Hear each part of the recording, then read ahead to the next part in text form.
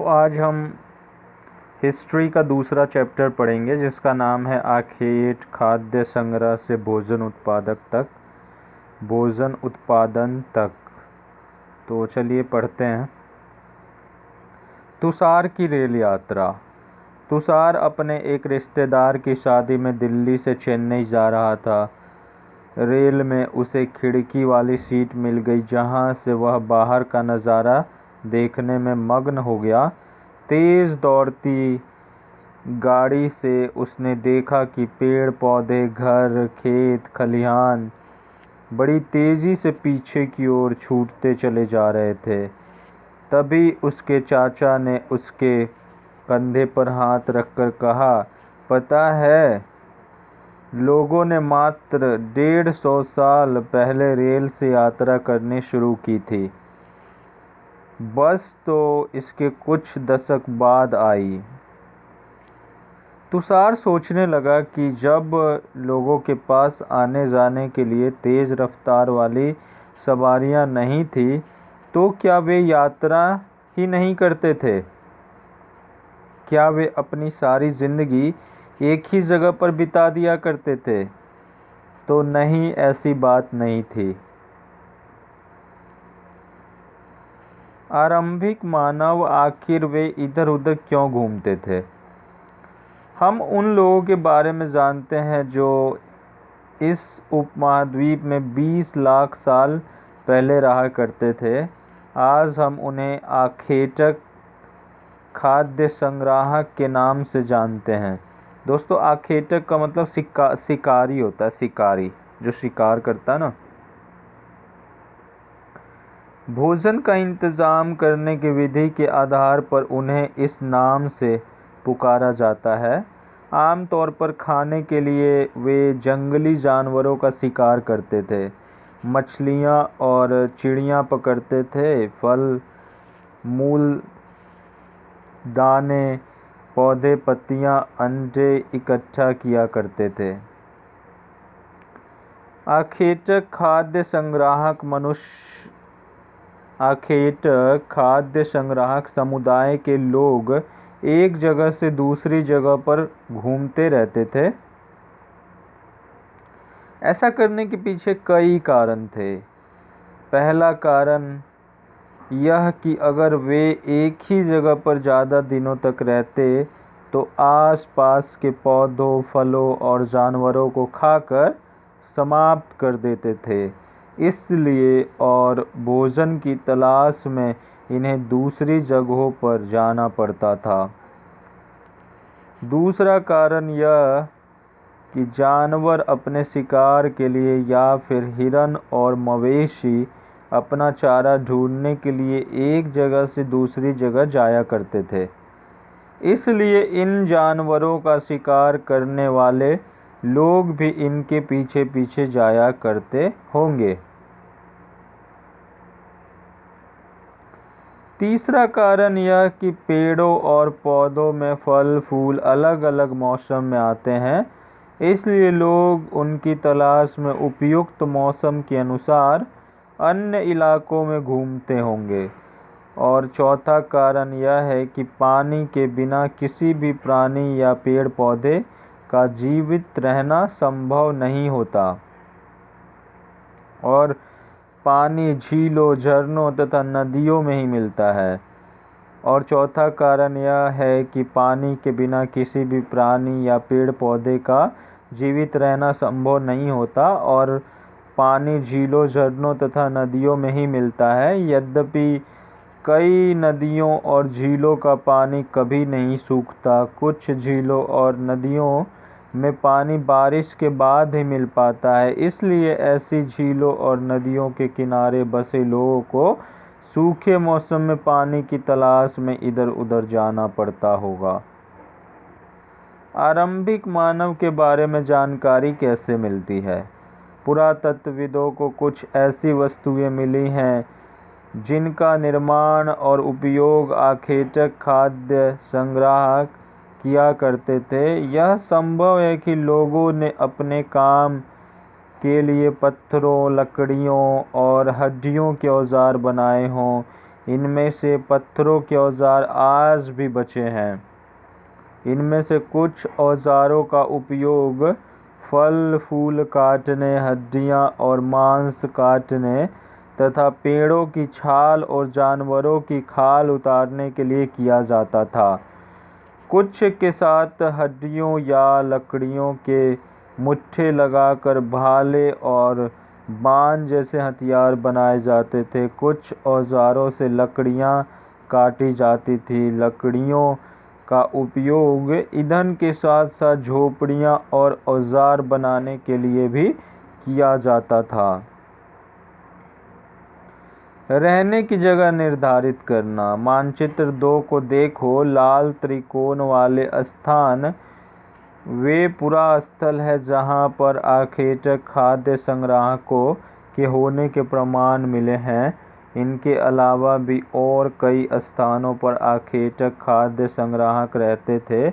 मानचित्र में सिर्फ कुछ गिने चुने स्थान ही चिन्हित किए गए हैं। कई पुरा स्थल नदियों और झीलों के किनारे पाए गए हैं। तो आप ये देख सकते हैं, ये मानचित्र है। इसमें कई सारे स्थान दिए गए हैं, आप देख सकते हैं। जैसे ये बुर्ज होम हो गया, मेहरगढ़ हो गया, भीमबेटका हो गया, कोल्डिहवा, महागढ़। नदी दिया हुआ है, नर्मदा नदी, ताप्ती नदी जो अरब सागर में गिरती है और मरुस्थल का निर्माण नहीं करती है। ये दोनों, नर्मदा और ताप्ती। मुंबई आप देखिए, गोदावरी नदी देखिए अगर हम साउथ इंडियन की नदियों की बात करें तो पहले महानदी है, उसके बाद गोदावरी है, उसके बाद कृष्णा, उसके बाद कावेरी। तो महानदी, गोदावरी, कृष्णा और कावेरी। तो इसमें त्रिकोण की बात हुई है, यानी त्रिभुज की बात की गई है। मानचित्र को देखो। लाल त्रिकोण वाले स्थान वे पुरा स्थल है जहाँ पर आखेटक। तो लाल त्रिकोण वाले स्थान देखिए।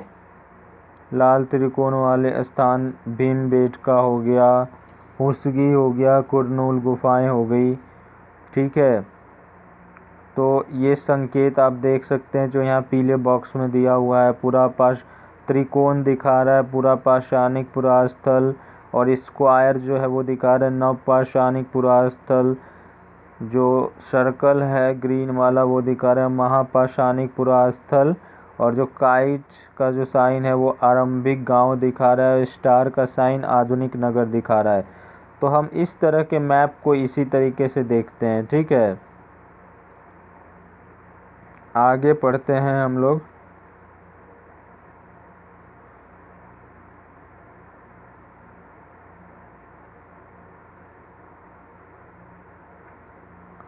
चूँकि पत्थर के उपकरण बहुत महत्वपूर्ण थे, इसलिए लोग ऐसी जगह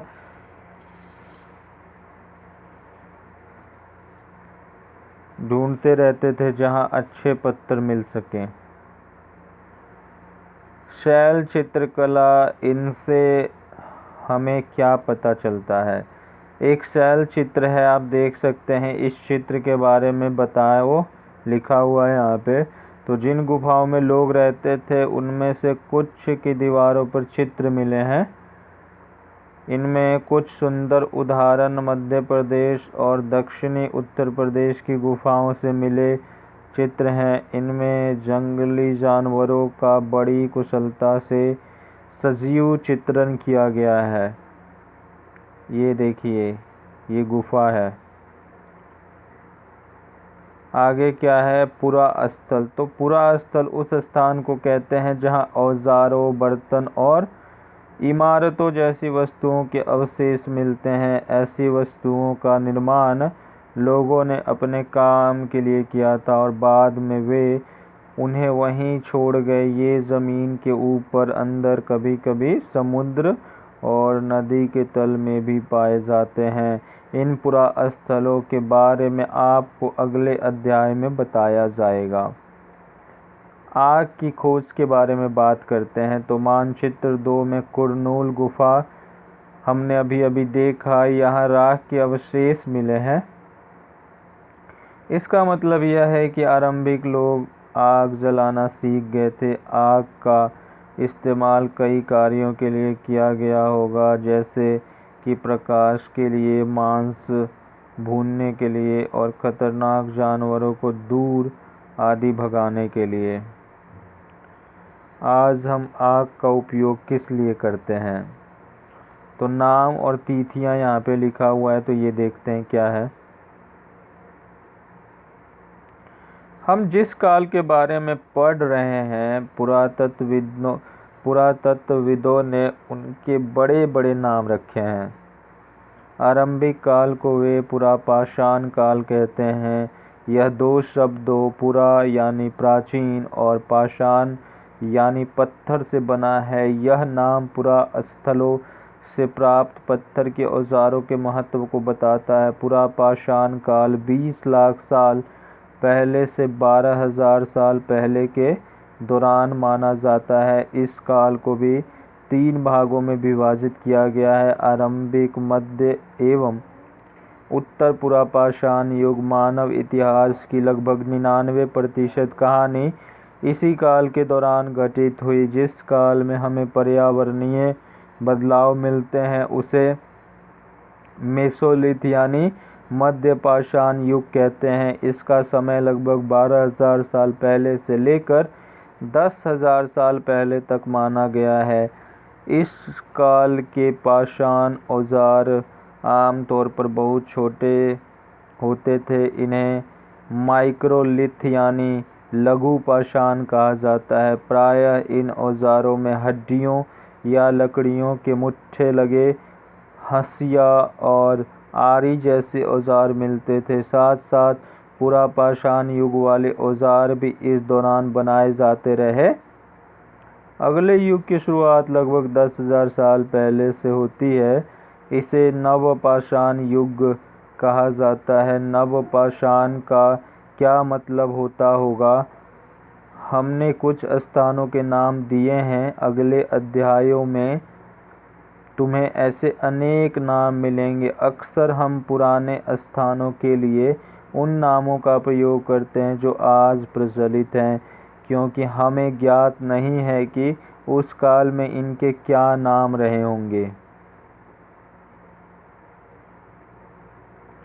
बदलती जलवायु। लगभग 12,000 साल पहले दुनिया की जलवायु में बड़े बदलाव आए और गर्मी बढ़ने लगी। इसके परिणाम स्वरूप कई क्षेत्रों में घास वाले मैदान बनने लगे। इससे हिरन, बारहसिंगा, भेड़, बकरी और गाय जैसे उन जानवरों की संख्या बढ़ी जो घास खाकर जिंदा रह सकते हैं। जो लोग इन जानवरों का शिकार करते थे वे भी इनके पीछे आए और इनके खाने पीने की आदतों और प्रजनन के समय की जानकारी हासिल करने लगे। हो सकता है कि तब लोग इन जानवरों को पकड़कर अपनी ज़रूरत के अनुसार पालने की बात सोचने लगे हों। साथ ही इस काल में मछली भी भोजन का महत्वपूर्ण स्रोत बन गई। खेती और पशुपालन की शुरुआत। इसी दौरान उपमहाद्वीप के विभिन्न इलाकों में गेहूं, जौ और धान जैसे अनाज प्राकृतिक रूप से उगने लगे थे। शायद महिलाओं, पुरुषों और बच्चों ने इन अनाजों को भोजन के लिए बटोरना शुरू कर दिया होगा।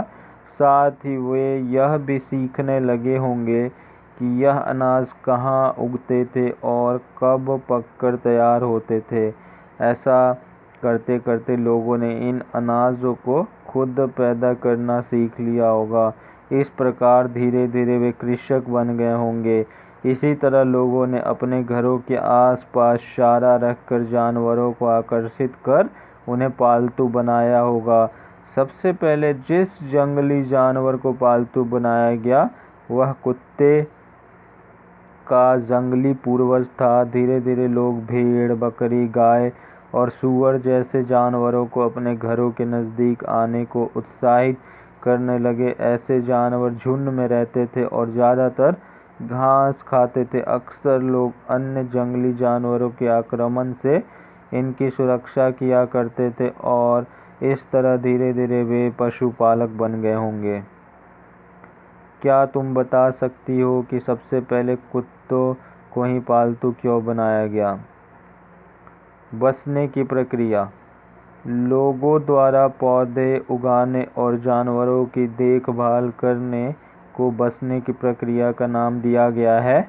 अपनाए गए ये पौधे तथा जानवर अक्सर जंगली पौधों तथा जानवरों से भिन्न होते हैं। इसकी वजह यह है कि बसने की प्रक्रिया की दिशा में अपनाए गए पौधों या जानवरों का लोग चयन करते हैं।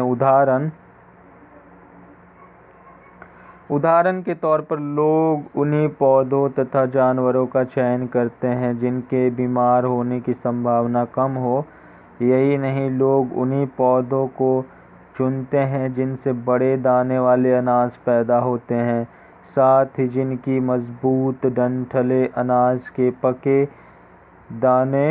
दानों के भार को संभाल सके। ऐसे पौधों के बीजों को संभाल कर रखा जाता है ताकि फिर से उगाने के लिए उनके गुण सुरक्षित रह सकें। उन्हीं जानवरों को आगे प्रजनन के लिए चुना जाता है जो आमतौर पर अहिंसक होते हैं। इसलिए हम देखते हैं कि पाले गए जानवर तथा कृषि के लिए अपनाए गए पौधे जंगली जानवरों तथा पौधों से धीरे धीरे भिन्न होते गए। मिसाल के तौर पर जंगली जानवरों की तुलना में पालतू जानवरों के दांत और सींग छोटे होते हैं। इन दांतों को देखो, इनमें से कौन सा जंगली सूअर का है और कौन सा पालतू सूअर का?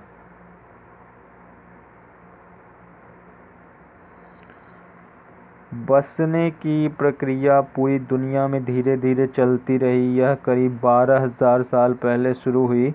वास्तव में आज हम जो भोजन करते हैं वो इसी बसने की प्रक्रिया की वजह से है। कृषि के लिए अपनाई गई सबसे प्राचीन फसलों में गेहूँ तथा जौ आते हैं। उसी तरह सबसे पहले पालतू बनाए गए जानवरों में कुत्ते के बाद भेड़ बकरी आते हैं। अनाज के उपयोग बीज के रूप में, खाद के रूप में, उपहार के रूप में, भंडार के लिए। तो एक नवीन जीवन शैली। तुम किसी पौधे के बीज को बो कर देखो, तुम पाओगे कि इसे विकसित होने में कुछ वक्त लगता है। इसमें कुछ दिन, महीने या फिर साल तक लग सकता है। इसलिए जब लोग पौधे उगाने लगे तो उनकी देखभाल के लिए उन्हें एक ही जगह पर लंबे समय तक रहना पड़ा था। बीज बोने से लेकर फसलों के पकने तक, पौधों की सिंचाई करने, खरपतवार हटाने, जानवरों और चिड़ियों से उनकी सुरक्षा करने जैसे बहुत से काम शामिल थे। कटाई के बाद अनाज का उपयोग बहुत संभाल कर करना पड़ता था।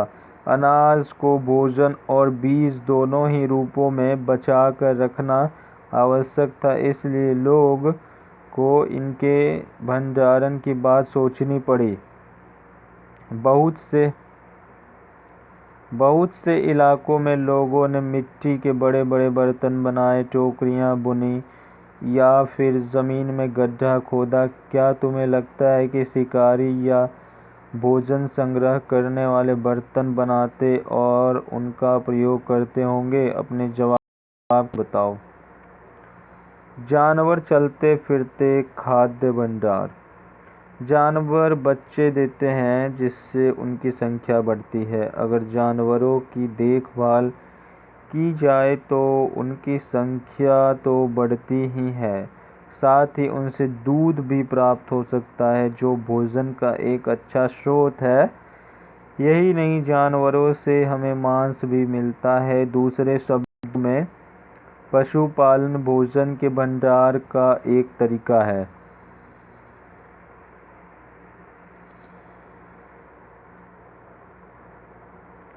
भोजन के अतिरिक्त जानवरों से क्या क्या मिल सकता है? आज जानवरों का उपयोग किस लिए होता है? आओ आरंभिक कृषकों और पशुपालकों के बारे में पता करें।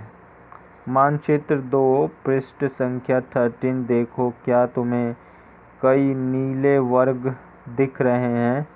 पता है, इनमें से प्रत्येक बिंदु उस जगह को दर्शाता है जहाँ पुरातत्वविदों को शुरुआती कृषकों और पशुपालकों के होने के साक्ष्य मिले हैं।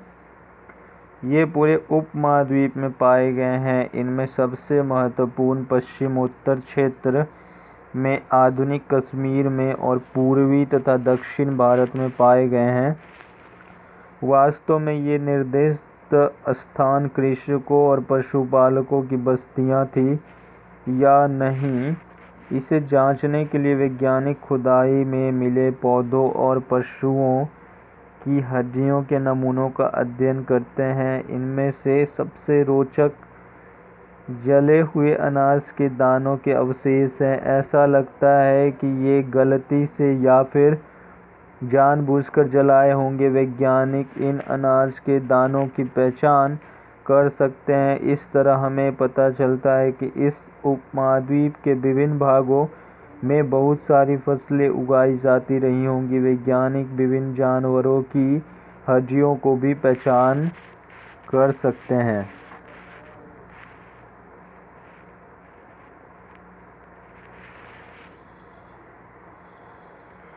अस्थायी जीवन की ओर, पुरातत्वविदों को कुछ पुरास्थलों पर झोपड़ियां और घरों के निशान मिले हैं, जैसे कि बुर्ज होम। वर्तमान कश्मीर में के लोग गड्ढे के नीचे घर बनाते थे, जिन्हें गार्तावास कहा जाता है। इनमें उतरने के लिए सीढ़ियां होती थी, इससे उन्हें ठंड के मौसम में सुरक्षा मिलती होगी। पुरातत्वविदों को झोपड़ियों के अंदर और बाहर दोनों ही स्थानों पर आग जलाने की जगह मिली है। ऐसा लगता है कि लोग मौसम के अनुसार घर के अंदर या बाहर खाना पकाते होंगे। एक गार्तावास का चित्र बनाओ। बहुत सारी जगहों से पत्थर के औजार भी मिले हैं।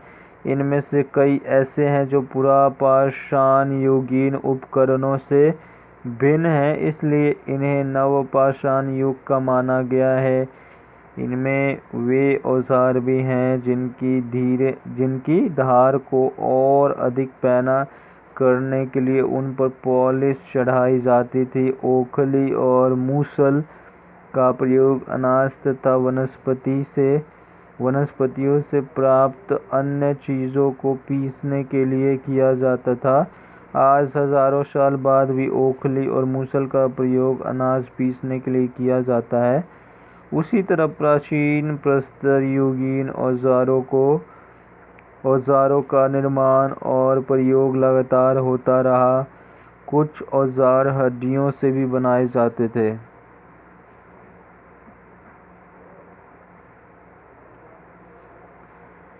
नवपाषाण युग के पुरास्थलों से कई प्रकार के मिट्टी के बर्तन मिले हैं। कभी कभी इन पर अलंकरण भी किया जाता था।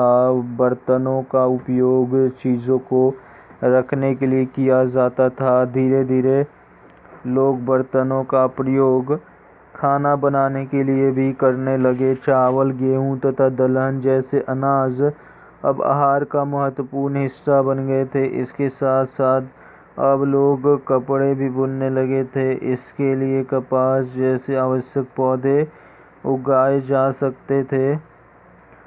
क्या ये परिवर्तन हर जगह एक साथ ही आ गए होंगे? ऐसी बात नहीं है। एक तरफ जहाँ कई जगहों पर स्त्री पुरुष शिकार और भोजन संग्रह करने का काम करते थे, वहीं अन्य लोगों ने हजारों सालों के दरमियान धीरे धीरे खेती और पशुपालन को अपना लिया। बहुत जगह लोग मौसम के मुताबिक बदल बदल कर अपनी जीविका चलाया करते थे। सूक्ष्म निरीक्षण मेहरगढ़ में जीवन मृत्यु। मानचित्र 2 में मेहरगढ़ ढूंढो। यह ईरान जाने वाले सबसे महत्वपूर्ण रास्ते बोलन दर्रे के पास एक हरा भरा समतल स्थान है। मेहरगढ़ संभवतः वह स्थान है जहाँ के स्त्री पुरुषों ने इन इलाकों में सबसे पहले जौ, गेहूँ उगाना और भेड़ बकरी पालना सीखा। यहाँ विभिन्न प्रकार के जानवरों की हड्डियाँ मिली। इनमें हिरन तथा सूअर जैसे जंगली जानवरों तथा भेड़ और बकरियों की हड्डियाँ हैं। मेहरगढ़ में इसके अलावा चौकोर तथा आयताकार घरों के अवशेष भी मिले हैं। प्रत्येक घर में 4 या उससे ज़्यादा कमरे हैं, जिनमें से कुछ संभवतः भंडारण के काम आते होंगे। मृत्यु के बाद सामान्यतः मृतक के सगे संबंधी उसके प्रति सम्मान जताते हैं। लोगों की आस्था है कि मृत्यु के बाद भी जीवन होता है, इसलिए कब्रों में मृतकों के साथ कुछ सामान भी रखे जाते थे। मेहरगढ़ में ऐसी कई कब्रें मिली हैं। एक कब्र में एक मृतक के साथ एक बकरी को भी दफनाया गया था। संभवतः इसे परलोक में मृतक के खाने के लिए रखा गया होगा। मेहरगढ़ की कब्र का चित्र। क्या तुम बकरी के कंकाल को पहचान सकते हो? तो फ्रांस में अन्यत्र हम पढ़ रहे हैं। फ्रांस में गुफा में की गई चित्रकारी। अपने एटलस में फ्रांस ढूंढो यह चित्र फ्रांस की एक गुफा का है। इस पुरास्थल की खोज लगभग 100 साल पहले 4 स्कूली छात्रों ने की थी। इस तरह के चित्र लगभग 20,000 साल पहले से लेकर 10,000 साल पहले के बीच बनाए गए होंगे। इनमें कई जानवरों के चित्र हैं। इनमें जंगली घोड़े, गाय, भैंस, गेंडा, रेनडियर, बारहसिंगा और सूअरों को गहरे चमकीले रंगों में चित्रित किया गया है। इन रंगों को लोहे, अयस्क और चारकोल जैसे खनिज पदार्थों से बनाया जाता था। यह संभव है कि इन चित्रों को उत्सवों के अवसर पर बनाया जाता था या फिर उन्हें शिकारियों द्वारा शिकार पर निकलने से पहले कुछ अनुष्ठानों के लिए बनाया गया होगा। क्या तुम इन्हें बनाने का कोई और कारण बता सकते हो? तो आगे पढ़ो। एक नवपाषाणिक पुरास्थल। एटलस में तुर्की ढूंढो। नवपाषाण युग के सबसे प्रसिद्ध पुरास्थलों में एक चताल हयूक तुर्की में है। यहाँ दूर दराज स्थानों से कई चीज़ें लाई जाती थी और उनका उपयोग किया जाता था, जैसे सीरिया से लाया गया चकमक पत्थर, लाल सागर की कौड़ियाँ तथा भूमध्य सागर की सीपियाँ। ध्यान रहे कि उस समय तक पहिए वाले वाहन का विकास नहीं हुआ था। लोग सामान खुद या जानवरों को पीठ पर लाद कर ले जाया करते थे। बताओ, कौड़ियों तथा सीपियों का क्या उपयोग होता होगा? तो कल्पना करो, तुम आज से 12,000 साल पहले पत्थर की एक गुफा में रहते हो। पृष्ठ 14 पर देखो। तुम्हारे मामा गुफा की एक भीतरी दीवार पर चित्र बना रहे हैं और तुम उनकी सहायता करना चाहते हो। तुम रंग बनाओगे, रेखाएं खींचोगे या फिर उनमें रंग भरोगे। तुम्हारे मामा तुम्हें कौन कौन सी कहानियाँ सुनाएंगे? तो यहाँ पे हमारा ये चैप्टर कंप्लीट हो गया। तो इसका एक्सरसाइज हम लोग बाद में करेंगे। ये है उपयोगी शब्द देख लो। आखेटक, खाद्य संग्राहक, पुरास्थल, उद्योग स्थल, आवासीय स्थल, पुरापाषाण, मध्यपाषाण, लघुपाषाण, कृषक, पशुपालक, नवपाषाण युग, कब्र। साइड में हमने कुछ छोड़ा था, वो देख लेते हैं। देखो, ये रहा मेहरगढ़ के घर का चित्र। मेहरगढ़ के घर शायद ऐसे दिखते हों। तुम जिस घर में रहते हो उसके साथ इस घर की क्या समानता है? तो देख लो जी भाई, क्या समानता है देख लो अपना। क्या तुम कल्पना कर सकती हो कि इस पात्र में क्या रखा होगा? देख लो भाई। नवपाषाण युग के कुछ उपकरण हैं, इस प्रकार पत्थर के हैं।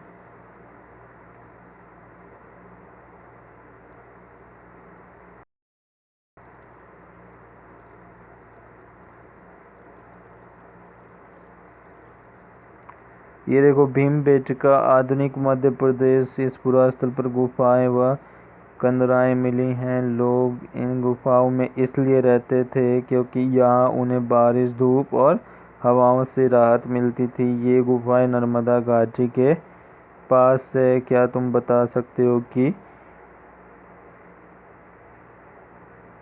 रहने के लिए लोगों ने यह जगह क्यों चुनी होगी? तो हमारा ये कंप्लीट हो गया चैप्टर, ठीक है। ये देख लेते हैं। और पत्थर के औजारों का उपयोग बाएं इंसान के खाने योग्य जड़ों को खोदने के लिए किया जाता था और दाएं जानवरों की खाल से बने वस्त्रों को सिलने के लिए किया जाता था। तो दोस्तों, यहाँ पे हमारा चैप्टर कंप्लीट हो गया। मुझे उम्मीद है आपको पसंद आया होगा। तो please subscribe the channel and like and share the video with your family and friends. जय हिंद, जय भारत, वंदे मातरम।